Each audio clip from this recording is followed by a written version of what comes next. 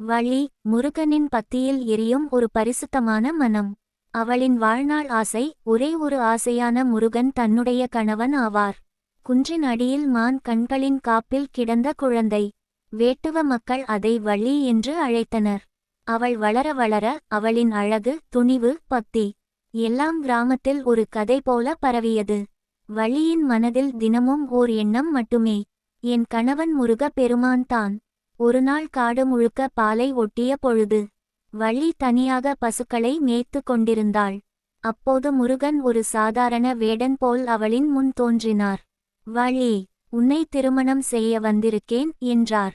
ஆனால் வள்ளி தன்னம்பிக்கையோடு, நான் விரும்பும் கணவன் முருகன் என்பதையே சொன்னாள்.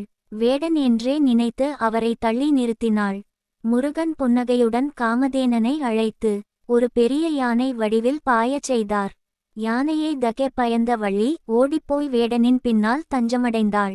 அந்த நிமிடமே முருகன் தன் உண்மையான வடிவத்தை வெளிப்படுத்தினார். வேல் பிடித்த அழகான சுவாமி. வள்ளியின் கண்களில் கண்ணீர். சாமி, நான் உன்னைதான் பிரார்த்தித்தேன் என்று மண்டியிட்டாள்.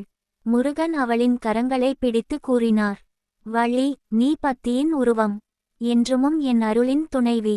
அவ்வாறே வள்ளி முருகனின் திருவடிக்கு இணைந்தார். இன்றும் வள்ளி, முருகன் இருவரும் சேர்ந்து பக்தர்களுக்கு துணிவு, காதல், வளம், வெற்றி அளிக்கிறார்கள். இவ்வாறான மேலும் அழகான ஆன்மீக கதைகள் தினமும் பார்க்க எங்கள் சேனலை சப்ஸ்கிரைப் செய்யுங்கள். முருகன், வள்ளியின் அருள் என்றும் உங்களுடன்